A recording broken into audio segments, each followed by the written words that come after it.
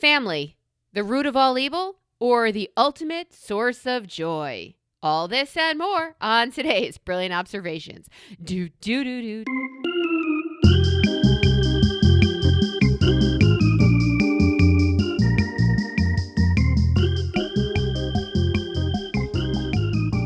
Good morning. Good morning. Hi, Amy. How are you? Hiya, Froggy. Hello, babies. Melissa. Froggy. Mm-hmm. Froggy. Froggy. Good morning. How are you? What's cooking? What you got? Is there a month of the year where we can just fucking phone it in?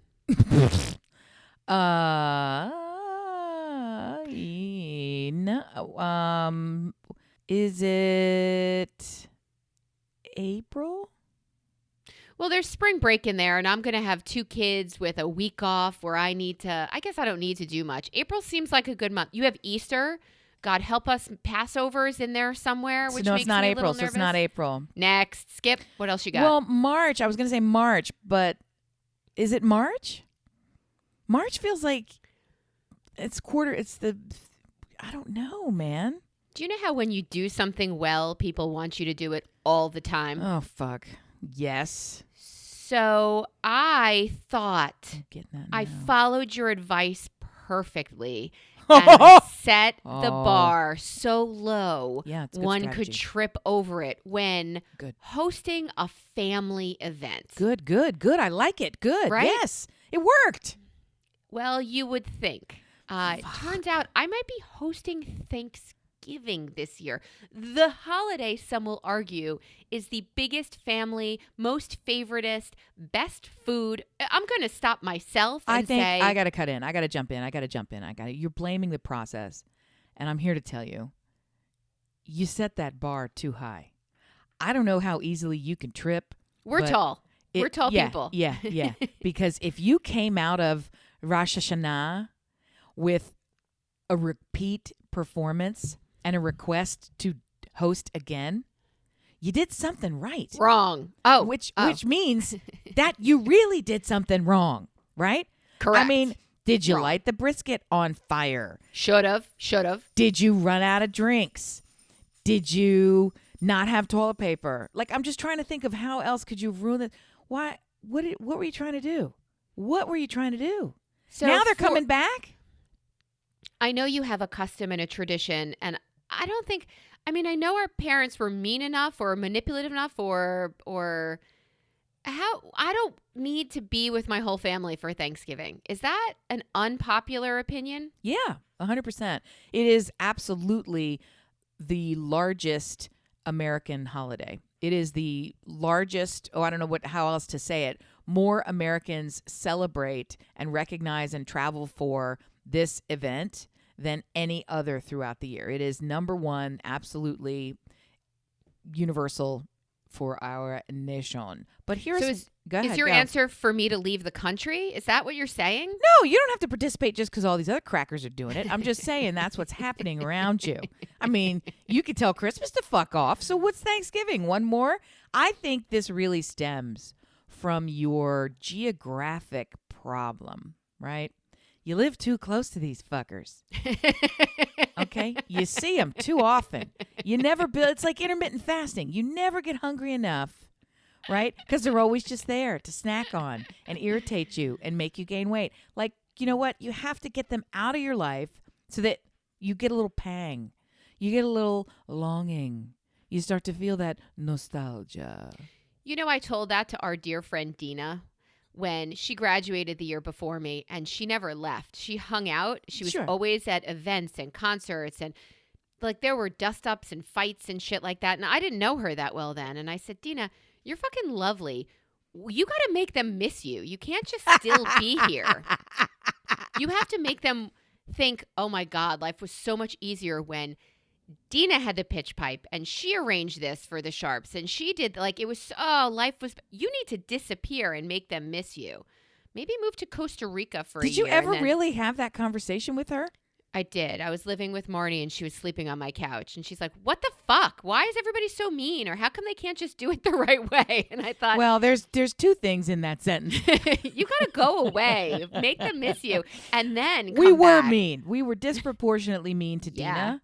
And that's not fair and not cool. And there's a lifetime of trying to make that right because she is the most lovely of So people. kind.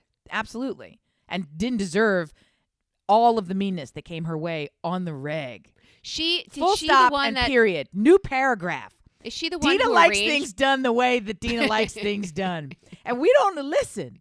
So, I mean, if you've got a big, mean, unruly goat with lots of legs and then you want to deny it food, what's going to happen to that goat? So It gonna eat you. I don't know where that analogy is coming from. It is early. I'm just trying to say we've started the fire. We were terrible people. And then she tried to fashion us into some sort of performance group and we wouldn't have it. We wouldn't listen. We wouldn't do it. Is we she the had one one who of our arranged members Blackbird? Yes, and that is Okay. exactly the one. So she arranged the song Blackbird, Which is gorgeous. a beautiful song and ugh. perfect for our vocal range, and we did it beautifully, but it was complex and it was stretching our skill set. And one of our members took the written arrangement and ate it in the practice because she had enough during rehearsal. So you can get a feel. I mean, 10 little ladies, we's all bitches. That's how it worked. I mean, and we were still trying to develop our bitch Dear muscle. listeners, Yeah. you heard her. She said she ate it. She took said, the sheet here's music. what I'm doing with this. Put it in her mouth and fucking consumed it. And then I think we all laughed, ha, ha, ha. And then, well, maybe all of us but one laughed, ha, ha, ha. You're getting a picture of our rehearsals. So, and who went on to be a professional in this business? Dina. None of the rest of us, right? Who went on to have a successful, happy life? Dina. None of the rest of us. So we should have listened, but we didn't listen. If you look at it that way, the one who ate it did open a restaurant. 2, multiple, and she's working on her 3rd. Yeah, she's And a world she beater. feeds people But regularly. it took her a while. It took her a while to open those, right? So I'm just saying, Yeah. Dina had a head start. I don't know if She knew consuming early. the paper. She did know early, and she had a lot to share and a lot to teach us. And you know what? But then Dina also had giant torso-sized buffet cans full of gefilte fish. So Yeah, I same feel person, like dear listener. I feel like it's complex. Yeah. I feel like it's complex because we love her, and there's the fish. And there's So lots we of love chopped fish her. in I'm gel. not eating that fish. I can love you and not eat the fish. Well, Thanksgiving, luckily, is a holiday that requires no fish. I just don't host well. I will tell you the best I've ever hosted, and Oh. you were there. What? It's my perfect storm party. It was New Year's Eve, dear listeners. I have a The jacket. year was 2016. I couldn't do it again now if I wanted to, and not because I'm not capable, because, your stage of life has a lot to do with it too. My children, my friends' children, they were all of an age where they needed we could have plugged them into a 27 device sort of station where the little ones could play Wii and Xbox, and we could have plugged them in and they could have killed their friends online and talked to a 9-year-old in Sri Lanka and played these games. But instead, 10 of us got together at a hub, I guess, a location that's kind of in the middle, and everybody brought their kids. Everybody came and dropped bags somewhere, everywhere, let's be honest, everywhere. And the women got so smart. We sent the men. I spent days prior, actually, my husband spent days prior arranging a scavenger hunt and arranging activities. And I looked at him and I thought, these are my girls. He's like, oh, no. This isn't for them. This is for the husbands and the children. And I stopped him with my hand on his mouth and I said, say no more. I will make sure there's food if you take the men and the children anywhere else.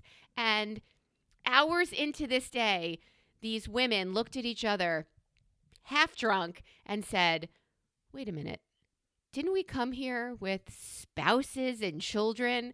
And I yelled, fuck! And we ordered capriati's and we brought it to a bowling alley. And everybody met at the final stop of the scavenger hunt. Nonetheless, it was the perfect. It cannot be repeated. It's going out on a high note. It's George Costanza in the boardroom saying something funny and saying, thank you very much. I'll be here all week. Try the veal. Tip your waitress. And leaving the room before the meeting started. I am now hosting a Thanksgiving with people that you don't like. I mean, part of the beauty I love of that our family. Part of the beauty of that weekend is it was the intermittent fast. We never get together. We never get to see each other. It was everybody all in one place with enough activity and food to keep everyone occupied and happy at all the right times. And just when it was starting to feel like, how could this get any better? Oh, but it's time to go. So it was the right amount of time. It just worked out. And my Dina advice, leave them wanting more. And she's factoring heavily in this episode. God and bless with her husband, who falls asleep in Gen Pop all the time because we don't ever go to bed, with like a, penis drawn on his face. I did not allow that to happen to him. I protected Dina's husband's face. I don't know if he wants his name thrown out here, but her husband's face. I protected him. I was semi-sober. Well, it was a glorious time by all, even though the girls' team cheated. So I'm just here to represent that my young lads who were part of the male team, I believe it was called the Dick Squad. They all gave their team, because you can't just have an activity. They had to formulate teams, become competitive, trash talk each other. Trash talk. Have some sort of rules infraction, a voting round, mired in controversy, trophy debate, rematch pledged, all the things. Like we can't have just a fun party. That's what we should do. We should do a rematch. There ain't going to be no rematch. So I don't want a rematch. There's going to be a rematch. The girls' team cheated. Shouldn't have died in that ring. Listener, do you know how they cheated? Do you want to know how they cheated? I know how they cheated. My husband was the driver of the girls' team. And when it came time to, 6 of them, go to a farmer's market stand and eat a bag of apples among all of you. The whole team had to eat the apples. The girls were like, fuck that shit, Daddy. Yep. Can you eat the apples? A bag of apples was eaten, but not by the entire team. Unbelievable. The cheating is rampant. The corruption. Never trust them. But I'm here to say, maybe there's some lessons here. How can you cheat at Thanksgiving? You're a girl. I'm on a team. The girls' team won through cheating and deception. What can we learn? Can you make Stuart eat the whole turkey by himself so no one else has to eat it? I don't feel like you have food-based problems, though. No, I don't have food-based problems. He offered to go out on the driveway and deep fry a turkey. Oh, no, please don't. For this occasion. And I say no. I beg you, no. Yeah, I don't even like turkey. And deep fried turkey is not great. I think people love it because a deep fried turkey as a non-Thanksgiving item can be great. Do you like fried chicken? Well, guess what? This is fried chicken that tastes like turkey. It's a good way to it's a good way to prepare the bird, but it's not a fucking Thanksgiving turkey. It's weird, right? It's just weird. Do you like going to the fair and walking around eating a turkey leg? Okay, maybe you should go there. Like I'm not interested in deep frying a fucking turkey. I mean, there's people who have oyster pudding alongside the turkey. And if you like oysters, it's delicious. Oyster dressing, right? Not pudding, oyster dressing. I'm not having that. I don't even know what it is. You can have lots of different ways. Lots of different ways to do Thanksgiving. And I feel like there's a reason that we're sticking with the traditional invented Americana dishes, right? They bear little resemblance to this celebration, which is nothing at all like where it started or what we claim it to be. All we're doing is acknowledging gratitude. Let's take a moment. Let's be grateful for ourselves and each other and all that we have today. That's it. That's all this is. So, and that's a good thing. I like that. We don't do that enough as Americans, and we got a lot of stuff. So it's a good idea to stop, pause, reflect, gather with family. Let's do it. That's it. So the bar should be pretty low for Thanksgiving as it is. And if cheating is okay, as we've already established, your best parties involve cheating, right? Go ahead. Okay, yeah. So how can you cheat at Thanksgiving? What's something that you want to have happen? Oh, she's got it already figured out. Tell me. I'll tell you. Go. Tell me. So that same year, January, February, of the great party, the New Year's Eve party that we threw, we also hosted our kids' B'nai Mitzvah. We had an enormous whatever, which was Thanksgiving weekend, and we outsourced. We went to a hotel that had a massive buffet, and families came in heats to eat that food. And you sat at your family's table, not with strangers. And I mean, I didn't love it, but I had family. So I was my family, I was pretty content with what was going on there.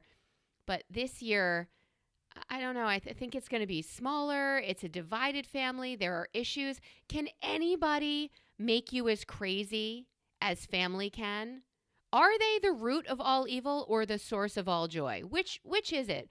Or do they exist simultaneously in that realm of both? I got to go with yes on that one. I got pretty lucky in the family department that I don't have this agita. I don't have this angst. It's really, truly a craving to get to see them. I don't ever really get to see them. And when we have these bursts, they are so mired in tradition that the tradition alone is part of the excitement. And you want to do all the things and with them, like it's all wrapped up together. So I think the real challenge here is something that my brother has experienced for a good chunk of his adult life with his married family, right? They did not have tradition. They did have blending issues and angst in their family. So every holiday represented, what mixed bag of nuts are we going to get this year? Who's bringing the snakes? What problem is here? Oh my God. So it was a dread instead of a look forward to. And he hung his hat. He tried to identify the problem and hung his hat on, they don't have any through line. There's no thread. There's no tradition. All it is, the tradition is this sucks. Getting together and fighting. Yes. And he's like, I don't want that tradition. And I'm not doing it. I'm not doing it for my girls. Why would I? We are so thick with tradition. I don't want to miss it. All the things. Everything is laden with meaning and passed down and wonderful. And even if it's not wonderful, we morph it into something that is. And, we hang on to them. We make them our own, adopt them, expand them, all the things. And on the other side, that never really happened. So it sounds like you might be in the same boat. There's no real thread or through line of a tradition. There's nothing you did before or God help you every time that you can pull out. That's part of the challenge on our side is we've had so many we do it this way every times that any change becomes very stressful because now you're breaking tradition for some reason and that reason better be good. So COVID was a real hard time, honestly. Yeah, crazy when hard. You didn't even want to decorate for Christmas and you didn't even want to do the stuff you had always done. First time in my entire life, save 1 year because of pregnancy, right? Banned from travel. First year to never have the traditions happen. And then it happened a second year. And now it's like, now what do we do? So anyway, but back to your Thanksgiving and your plans. So think about it from a traditional standpoint. Are there things that you ever looked forward to as a child with your siblings? Is there something you can resurrect that way? A big smile crossed your face. Tell us one. No, I remember. I think it's more like Passover-y stuff. When my mother's family would all get together, these are the cheapest humans that have ever lived. So my favorite was after everything, after a whole ritual meal that everybody fucking hated and nobody, like the family didn't have as much to do with it as their dysfunctions. It came to the point of the meal, post-meal, where everybody took out, the accordion folders of coupons. Oh my God. Yes. I mean, I know of them. They spent the year collecting coupons, right? And things, right? So after the meal, everybody would take out the bags of things that they had and or coupons, and it would say, okay, who wants, and they would start auctioning off things, not auctioning like for money, but, this will help you save 20 cents on cat litter. And Shirley, Nobody in our entire family has a cat. Oh my Why God. do you insist on bringing dollar off coupons of cat litter to Passover Seder every single year? I don't know. Do you have a neighbor who has a cat? This could save them $1. Like, it's not even, oh my God. So my favorite part was the degree of cheapness of these people. My Aunt Shirley would also drive by a, yard sale, even worse, mailbox that happened to have shit thrown out. And she would take the spacer, the insert for a dining room table and say, that's good wood. And she would take that because she was thinking she would burn it eventually. The table extender? That's not firewood. That's furniture. Why is it not firewood? Because it's furniture. And it is covered with polyurethane. And shellacked and covered. And those fumes alone will fucking kill you. And just a quick sidebar, Cheryl. Where's this fire you gonna have? In her house. She builds it all the time. Well, she makes her husband build it all the time. Inside her house? This isn't a backyard fire pit thing? No. Oh, my God, no. No. How many times did she asphyxiate herself and the entire family? How many? Well, I happened to be living with her this Acute time hypoxia. For 3 months. And I said, hey, no. Yeah. You can't burn that. That has Oh my layers God. of things. So she brought it to Passover and said, who needs a table insert? No, come on. It's good You're wood. just doing comedy now. I wish. I am not. I have Stop witnesses. It. Stop it. I have few Stop witnesses it. left because most Stop of them it. have died. Stop it. Stop the bus. So that's my favorite. What makes this night different than all other nights? And it's the dining room insert from the neighbor's yard. Burn it. Sweet Jewy Jesus. This Yes. doesn't make any sense. It doesn't. But that, as a child and that was always my favorite because that's when you switched from like drive to overdrive or crazy. Like you just shifted into a gear that logically made no sense. Oh my God. Nobody has a cat and nobody wants to die today. Like we're all like, it was crazy. And I loved that part of it. But that doesn't exist anymore because of both money and sense. And all of those people are dead. So now we are the generation that has moved up to the crazy. Our crazy is what our children and their children are going to be discussing on their podcasts in the future.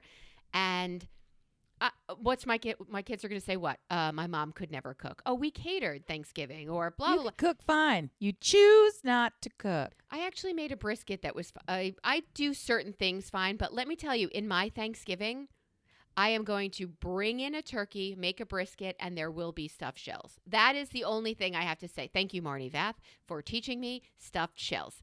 Delicious. Right. A little fiddly to make, if I'm honest. They're kind of a pain in the ass. So just because you're stuffing every fucking it's shell. So many steps for such a simple It's dish. fine. Well, So that's the worth thing. If you're going to do a lot of steps, you sort of want some sort of big presentation. But people who have no idea, it's a little bit like a salad. You put the salad down and people think, oh, it's a salad. How hard was that? And I was like, it was fucking hard because it took 9,000 cut, prep, slice, flip, flap, flip. It's a lot of stupid fucking shit goes into a salad, and stuffed shells are the same. Do you know how you like my salad? Because every piece is easily chewable, and I even put celery in there. How you think and it got there's no that way?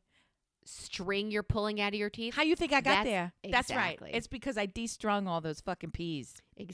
Exactly. See. You're a pea sheller. So I guess I started asking 20 minutes ago, is there a month that doesn't grab us by the ankle like the undertoad and take us under the water? No. And try let's to break it down, because I was actually thinking, I wish that I had run the list of the months to figure it out. So January. let's start. January. That's when you're resetting everything and you're still batting clean up from all the shit that didn't get done or has to be now concluded from December. So January's a wash.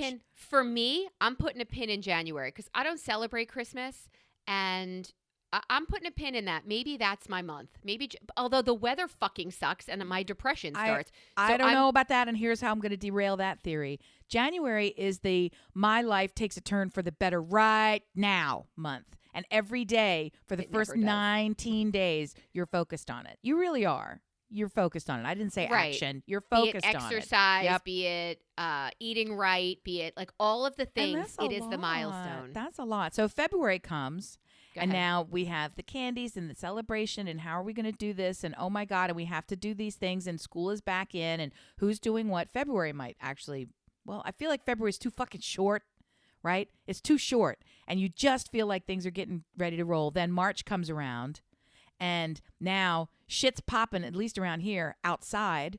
So you have to start dealing with all of the bullshit of the landscape and what's happening out there anew, because it's been under or over, and you got to plant stuff, and do we hire the mulch and all the other things, and who's happening. Okay. And depending on what year it is, it's spring break and or holidays happening and or Easter some pops big up. thing that has to, Passover and it's the, end of the first quarter. So you're getting your shit in order, and you got to start thinking about, oh my God, what are we doing about taxes? And oh, fuck. And wait a minute. Well, I'll do that next month. Oh no, I got to do it now. Like, that's all happening. April comes, and there's holidays all over your ass. all over.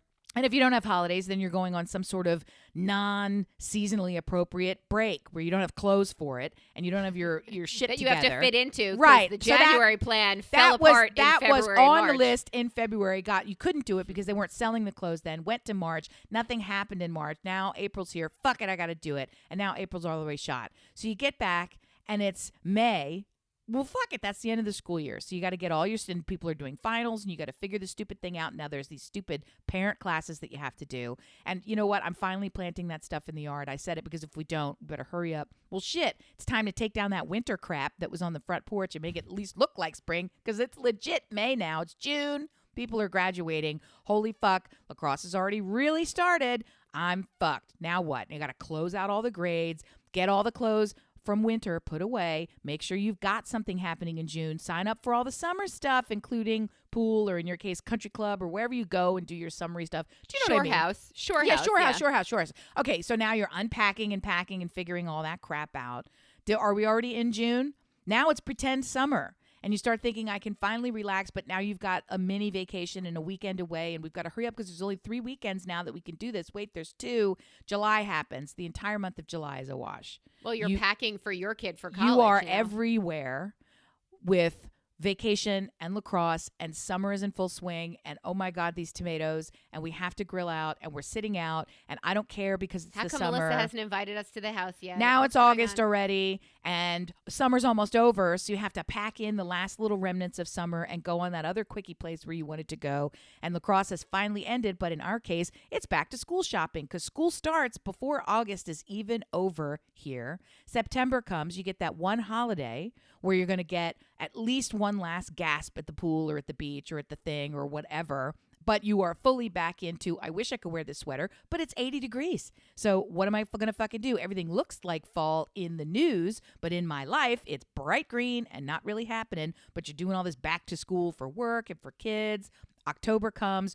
Firmly, I'm having a fucking cocoa. I don't care what happens. We're doing it. I'm not putting out that stupid pumpkin because the second I get one, it's going to be over. Where's the leaves? Oh, now all these candies are coming. I've gained 48 pounds. Now it's Thanksgiving and Christmas, and January's back. That's how the year goes. Pick a month you don't get to use. They're used. Wow. Every fucking year. Over and over and over and over. And I left out like 90,000 things, as you know. So the point here is we are on a hamster wheel pretty much.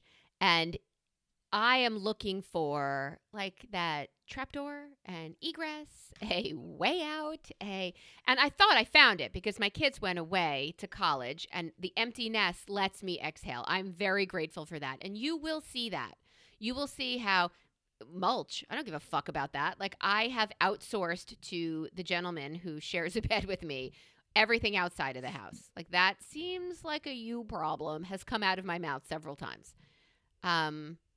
So I'm just looking for a month where where it's supposed to be a rat race. It's supposed to be a hamster wheel where you can say I'm disengaging because I find joy in disengaging. It's got to be February. It's got to be February. After that long list, don't you think it's February? Well, let's just give up on Valentine's Day. Because we're old and married. We're old and married. Yeah. Well, I mean, you do something for your kids, too. I mean, it's nice to to make sure But that. I do that for fun. Like if I send a box of like Dove hearts to my kid at college, that's fun for me. That's not a responsibility I feel is looming over me and others have that's really what I'm getting at here. Others have expectations that hit my, I don't know, periphery, and I don't want to disappoint people. It's just something that my mother ingrained in me, broke me, and you can fight with me and I can be right. Well, you've disappointed me, Melissa, or those words have more power than they should. Whoever said you've disappointed me, Melissa? Who has ever said that to you? Blink, blink, blink, blink. I mean someone that you love. Who has ever said that to you? Not you, Sharon. Sit down. Who has ever said you disappointed me, Melissa? Ever. I read those words into, I thought you would have taken the trash out. Or I read disappointment. I've got a keen ear for it. So I got you. So you're doing the reverse translation from the English phrase meaning, oh, I see the task remains. Shall I do it? Becomes Melissa fail. I can't believe you didn't fucking do this. And then I extrapolate further. Well, what did you do if you clearly didn't take out the trash? So I'll take it another step.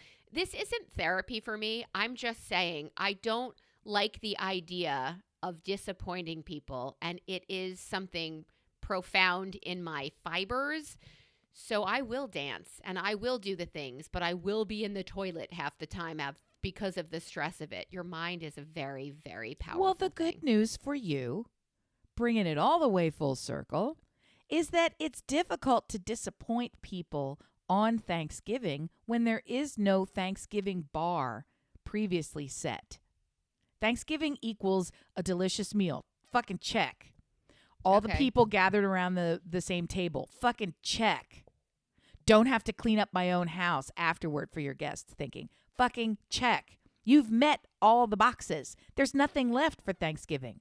A fight seems to be part of your tradition, so that's in there. Check. I mean, that's a guarantee, right?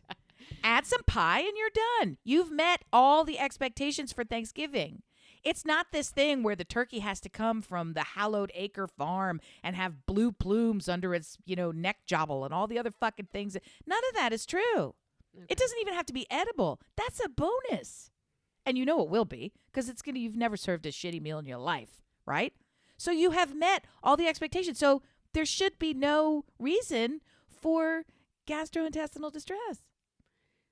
It's mental. It's all mental. You know that.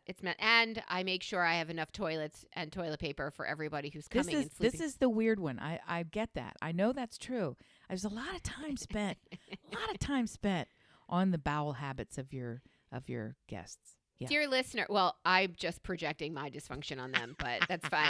Dear listener, do you remember last week when Amy talked about things she collected and one of them was bananas? Oh, my God. The whole segment was bananas. I have another 30 seconds with Amy. Okay. And I'm about to start the timer. I must redeem myself. I will. How can I not? It can't get worse.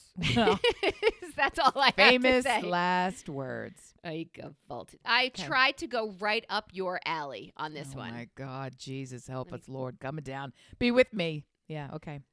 I'm going to second that emotion. Jesus, Lord, be with her. Be with me in my time of need. Amy, in the next 30 seconds, please name as many of the following as you can to receive credit and redeem yourself. Shit. Okay.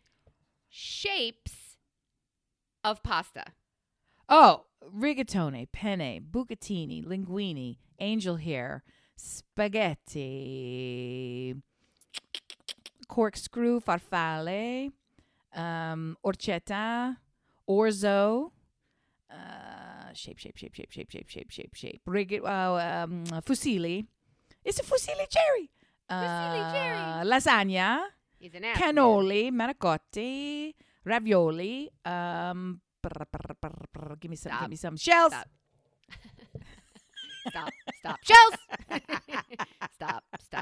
Shells. I got one or two. That's 15. La, la, as opposed to your 3.5 last time. 2 of which were fruits. Come on. I really tried. And I feel like, I mean, you understand when I was talking about apples, like wooden apples, right? Ceramic apples, things shaped like an apple, things that look like apples, right? I could be on Time and Little Pyramids. What's it called?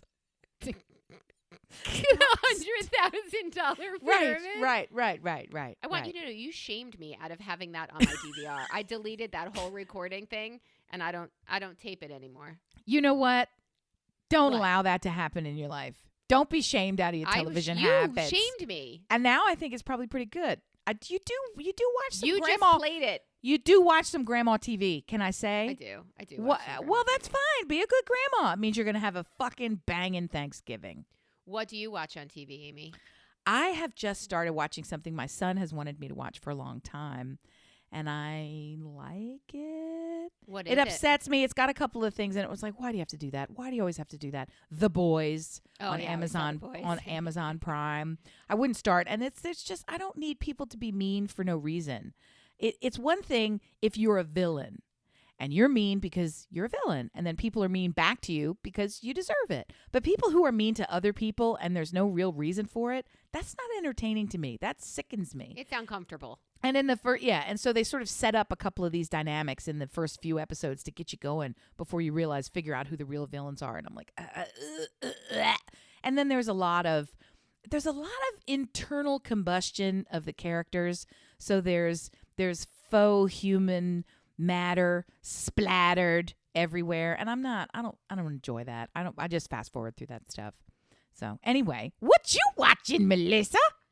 I think I watched the Jewiest Marvel series I've ever seen. What? How? I just finished Ms. Marvel. What? And I will tell you, it was fucking delightful. I loved it so much. First of all, I will say controversially, I loved She-Hulk. There, okay. I said it. There's a wild controversy. It's all these things. Fuck you. There's no controversy. Broke the fourth wall. Fuck off. I loved it. Then I saw Miss Marvel, and I thought, boy, are they on the right track? She's a Muslim. Look, they are making. Everybody gets mad that the Little Mermaid's now black, that there are different racial and religions, whatever's in Marvel characters. Fuck you. Look around you. Open your eyes and understand with me, please, that representation matters. And to see a little girl, and when I say little girl, I don't mean 5 or 6. I mean, she's a high school student, and she's obsessed in the Marvel universe. She's obsessed with Captain Marvel. And it turns out she has a genetic history or a family line that makes her part of this as well, which I think, yeah. That's crazy. Melissa, you started this with saying it was the Jewiest, but this Ms. Marvel, couple of things happened that just made me say, I fucking love this. One of them, she goes to the mosque to pray behind a fancy thing like Orthodox Jews do. Yeah, and yeah. I felt like I really don't like it when Jews do this, but she talks to, I don't know, the imam. She talks to the guy and says, or he hears talking up in the rafters and says, like, I don't know what's going on up there. And she answers him and says, well, I was just thinking about what you were saying. And I really think that, and she shares her drosh, her ideas, her thoughts on it, and that's a very Jewy concept. And to feel like there's another religion out there and where you can question and you can talk and you can be a part of the process and learn that way, which is everything Judaism's based on, to a fault at times. Shut the fuck up. This is the way it is. Like, follow the Catholics across the board. Like, this is what it is. Who was it? The Mandalorian? This is the way. Like, this is the way. Because I fucking said so. This is the way. Well, our religion does not teach you to do that, and this religion doesn't either. So when she started questioning, and he didn't say, you're a woman, shut the fuck up. I told you to sit up there and be quiet. And he said, thank you so much for sharing your thoughts. That's super interesting, and included those. I was in immediately, and that was the beginning. But we saw the last episode last night, and I don't know if it's menopause that's making me cry, whatever the fuck prefix, suffix you want to put on anything that's going on with me. But at the end of it, when the father and daughter are sitting, immediately my eyes well. Like, just, I'm so proud of you. Like, all of these things. And then he says to her something I only knew in Hebrew, and now he said it in English, and I'm crying. Luckily, Melissa does not wear makeup, or she'd be a mess. He said, call him, if you destroy a single life, then you have destroyed a world. Right. And if you save that precious life, then you have saved the world. Yep. And I got chills. I started to cry. I looked over at my spouse, who was like half on his phone, half watching, and I'm like, fuck you. Like, all of a sudden, I'm like mad at him. I'm so swoked like, do you with love and genuine peace for the universe. Fuck you, Stuart. Yeah, it seems right. I can see the stair step. I can feel it. I've been on that couch with you. Yep. I'm so moved, and I'm like, I'm crying. I'm tearing up. I'm like, she has saved a world just by making these. And I look over. I'm like, you son of a bitch! Like, come with me on this journey. But we don't share. We are part of the same religion. We don't share a religious background. We just don't. There are different ways you can grow up Christian. There are different ways you can grow up as a Jew, as a Muslim. Like, there are different experiences that you can have. Do find it fascinating that you're connecting on a Talmudic level with a show that you've described as being wholly Muslim. And frankly, I wish I knew more about the Muslim faith, because no, I don't know that I will. It smacks of revisionist, as it's being told through a revisionist reform American lens. So I would love to hear somebody else's interpretation. And who cares? Yeah. No, I want it to be true that active participation and questioning in this religion is de rigueur. I want that to be the case. That would be great. That would be great. So for now, we're going to say, hells yeah. Hells yeah. I love it.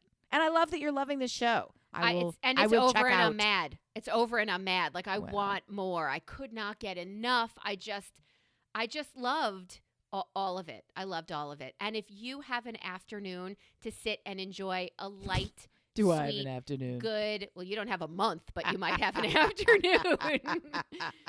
I highly recommend. 5 stars. I give both She-Hulk and Ms. Marvel 5 stars. Come at me. No, I love it. And I even love blending the religious tradition and the faith with the Greek mythology that is the MCU. Right? This notion that we are telling, or for some people it's Harry Potter, that we're creating our own legends and mythos, and that we pass these stories around and pass them down, and the power of storytelling. And faith is storytelling at its heart. It's much more than that, profoundly more than that. But I love the ability to connect with people in that way. So, and just by seeing their story play out. So I love it. I'm going to steal one word from what you said that I'm tripping over in my head, because you used the word faith. And I don't so much have faith in mostly imaginary things.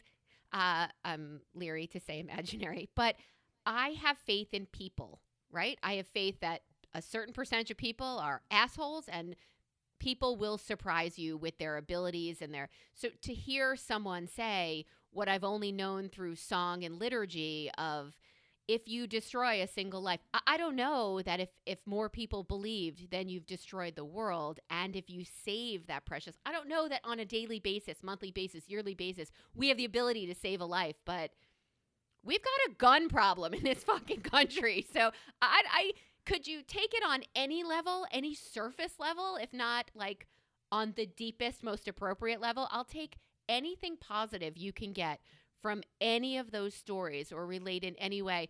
High five, cheers, however you fist bump, however you share, amen, sister. Yeah, but Faith? I know a girl named Faith. I don't know, man. I want it, but I have logic that I think fights inside with faith, and logic doesn't really play a role when I watch Ms. Marvel either, but I really just loved it, and I would like everyone to see it. Perfect. And like you said, you definitely threw a stumbling stone in front of me. Yeah, I want it to be true. I want it to be true. I don't understand why you get so hung up on faith as a concept. I really Yeah. don't. I mean, I really don't. Have you gotten goosebumps by listening to music? Yes. That's sound. Sound faith? It's sound. That's vibration. That's words sung instead of spoken. And your body has a physical, biochemical reaction Agree. to listening. How the fuck does that work? What is that? That doesn't make any sense. It's just the mere notion of music as being a presence in our world, that we've figured it out, that we can manipulate it and use it and pass it down and morph it across all civilizations on the planet. And everybody connects with it instantly in a finger snap. Sometimes the same tones, the same notes can produce the same result in humans everywhere across centuries. It's fucking wild. There are things that we've learned that we still don't know the first thing about. I mean, there's not a connection in your eardrum that goes into your soul. But you know that hearing music goes into your soul. You know it. Fundamentally know it. You know what feeling in love is. You know what loving is as a verb. None of these things can be described by science. These are all acts of faith. These are experiences of faith. Do you know people who just don't know the lyrics or or just don't really have a place in their lives the way we do for music? Do you know people like that? I don't, and I'm grateful to not. I absolutely don't. I have people who say that music growing up, just didn't play a role. I just talked to friends. We went to the beach this weekend with friends, and we just talked about who helped build your musical taste. I have an older brother, and without him, I probably never would have listened to Black Sabbath and Ozzy, and never would have absolutely loved, yeah, you heard me, a certain degree of metal. I have another sibling who thought he was cool and listened to the Rolling Stones for I have people who've invited me into this sacred space of music.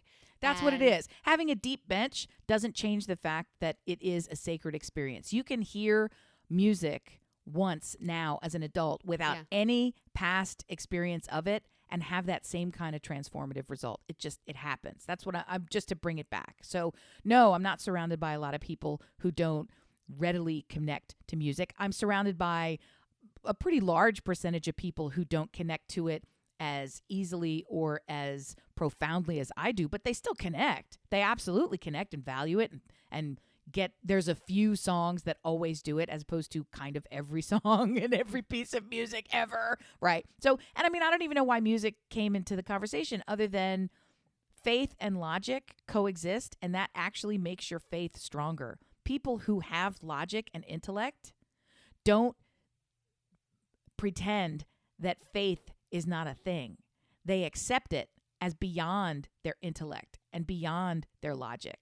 They accept it that it can coexist. And that is actually kind of next level intellect when you think about it. To be able to suspend the notion that this world is knowable to us.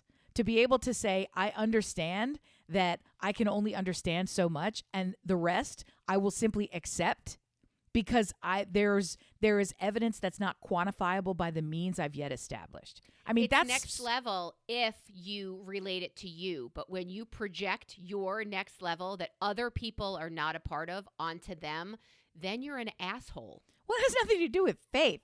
That's people who are zealots who are trying to force their ideology on you has nothing to do with the concept of faith. Faith is beautiful, but it's personal, and it can define and direct and do all of those things for you. You can't project, you can't assign, you can't. It's very personal. It does not go past you. You can't. It could inspire. But that's an action on the other person's part. You can't project it onto somebody else. Faith is a very individual. I have faith in people. I know people who don't have faith in the people I have faith in. So I think, well, zealots is another issue. But I think faith is something that's very personal and cannot be, I don't want to say shared. I'm trying to be careful with my words, which I don't know why you're. Never I don't. happens. This is just fascinating to me that you give a shit at all about whether it is a collective experience or an individual experience, or whether it's forcible, or whether it can be mutated or changed. It's a belief, and I feel like something in there that you're resisting is the risk that you could be embarrassed or be told you're wrong, that this thing that you've hung any kind of meaning on isn't really there. And I don't care about that at all. I mean, we're back to placebo again. Wouldn't that be great if there was a way to turn on all the good things in your life and it didn't even exist? It was just one more way for your mind to expand all the goodness that's coming to you. And the only thing you have to do is decide. That's faith. I accept. I'm in. I don't know. I'm not. I'm so self-centered. Nobody's judging me, right? I think faith is what turns people to judge other people for not having faith. That's where have faith. I think that's beautiful that I have friends who had something terrible happen in their lives that they could have avoided, but their faith wouldn't let them avoid it. But it's their faith that helped them get through it. So I think it's beautiful. I've seen it happen full circle, and I admire, but it's when people of faith, maybe that's how it comes at me in a fucked up way, people of faith judge and project and tell other people how they should have faith and do things. And it's always done in the name of faith. If faith wasn't used in a way of correcting other people's, air quote, wrong behavior or illegal or immoral, who the fuck are you to take your faith in something that I don't have faith in and make my life change different, whatever, because of your thoughts? Because that's what faith is. It's your thought. It's your belief. It's not a real law, tangible anything. So to put that on someone else is wrong. And that's where my objection comes in. I love people of faith. I feel like you're conflating religion and faith, and to me, they're not even connected to each other. They're not. There's no equation in math. How are they not related at all? Because they're not related at all. Religion is an ideology that you subscribe to. You are joining and propagating and conforming to a set of rules and values because you choose it. Faith is an acceptance of forces. Is she converting me right felt, now? And unseen. There are known and unknown simultaneously. It's that glorious conundrum of within your bones, profoundly understanding to the ends of your hair that something is true and right and correct, and you can't prove it. And you can get hung up on the fact that it's unprovable, or you can accept the joy of the moment and the joy of not being able to prove it, and the knowing and unknowing simultaneously. It's delicious. It's just fantastic. So I don't have trust. Where does that come into play? Like, I don't even know where that would... That's faith. That's what faith is. That is belief in something that cannot be reasoned or proven. You don't feel like religion has obfuscated, stolen, taken away with the word faith and has completely ruined and soiled the word faith? You don't think religion has I will not dispute that for you it has. For me, because it is unequivocally clear that it has. Also, I just fundamentally they're so separate from each other. It's a club. One's a club, and it's great when faith is part of the club. But there's lots of people in the club, including them that's leading the club, that forgot that part long ago and may still have it, but it doesn't factor into, official club business. So that's, to me, you can be in a religion and have faith in lots of parts, and you can have tons of faith and eschew all religion. So they could not be further from each other. And I mean, I'm a Roman Catholic, man, and I still do a lot of the stuff that we've been trained to do, because that's what it is. It's training. And I'm in. There's some good stuff in there. There's a whole lot more that's not good. It's kind of like being a Michael Jackson fan. I mean, at a certain point, you got to pick and choose which songs you're going to keep singing. One from column A, two from column B, nothing from or column just walk C. out. Just say, I'm done. That's it. Did you have some questions for me? Well, I did, my lovey friend. So since I so thoroughly shamed myself with 30 Seconds with Amy, I thought I would come up with a 30 Seconds with Melissa list. No. So I did. And it's not a timer because I can't manage doing timing and keeping track of things and asking questions. So it's just 30 questions. Well, I did one of those long, you get to choose. I have two. Okay. The one I started was, have you ever, and it's the long list of yes, no, done this, done this, done this, done this, didn't do this, right? And there's more than 30 of those, so it would be kind of rapid fire. But then the other one is a shorter list because I legitimately want to know if you have ever. And I think I want to do that one. So here we go. I'm glad I got to choose. Go ahead. 12. Do you want to choose? Do you want to do the rapid fire? Okay, we'll do the better. I think the longer, more complicated questions will be more fruitful. So here we go. So Melissa, have you ever done your sentence but committed no crime? Is this Queen? Is this Name That Tune? Are we back to music? Have you ever done your sentence but committed no crime? Yes or no? Yes. Have you ever expected that lights would guide you home? Oh, my God. These are the best songs ever. I have expected lights would guide me home. Yes. Have you ever noticed the warm smell of colitis rising up through the air? I absolutely have. And caused it. Have you ever drove your Chevy to the levee? By the way, that warm smell, that's going to be in my head all day. I have driven my Chevy to the levee, and it was wet. Have you ever slept alone in a strange place? I have slept alone in a strange place. Yes. All of these lyrics are so ringing true to me right now. This is the hardest one of all. Have you ever had midnight become your afternoon? Yeah, definitely. I don't think that's hard. No, you don't know the lyric then. I don't know the lyric. That's from your little sissy pal, Taylor Swift, thank you. Wait, keep going. Read. Is there more to it? Or have you ever had, and my midnight became my afternoon with my depression doing something. I don't know the song, but it was her. It's one of the ones that came out this week and broke all the world. So I did it the other way. She did it because she was in a funk, and I did it because I was riding a high. And before I knew it, I was like, I haven't eaten, and it's afternoon, and I left the house in these clothes yesterday. So yes and no. I think so it's not called Hero. Way. Yes, yes, yes. Have you ever seen a werewolf with a Chinese menu in his hand? No. Have you ever been caught between the moon and New York City? Absolutely. Regularly. Regularly. Did you ever put everything you own in a box to the left? No. Really? Have you ever believed that anybody feels the way I do about you now? Yes, I absolutely have. I don't know how I'm going to get these songs out of my head. I'm sure you've seen the company jump when he plays Reveille. Have you not? I have.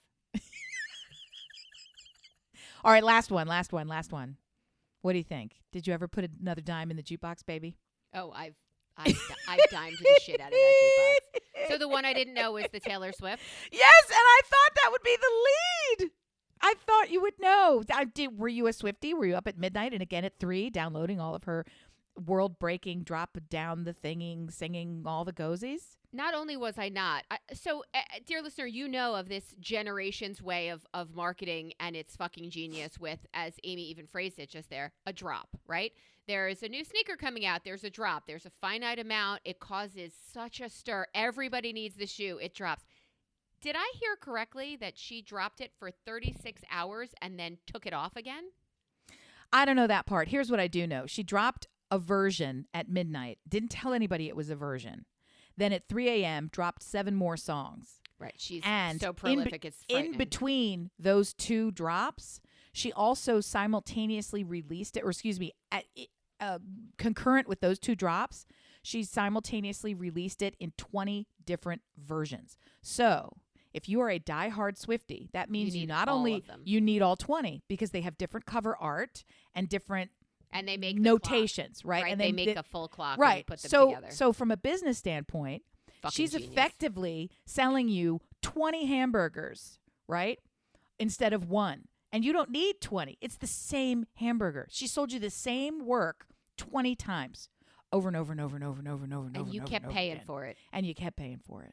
And to be frank, I haven't heard any of the songs, but the lyrics kind of look pretty good. And they're getting a lot of attention from people who are not simply marveling at the marketing technique and the overwhelming audience engagement of people ravenously gobbling up all of this music that she's putting out, right? So it makes me think maybe I want to go listen to this shit. And I thought you would have been the one pedaling furiously and sweating and crying along with Taylor because it's been her most vulnerable release to date. So, well, my daughter absolutely loves her. And if she were living home, that would probably be the case. But I saw a TikTok yesterday that said, I know people think that Lin-Manuel Miranda is this generation's William Shakespeare, but he's not.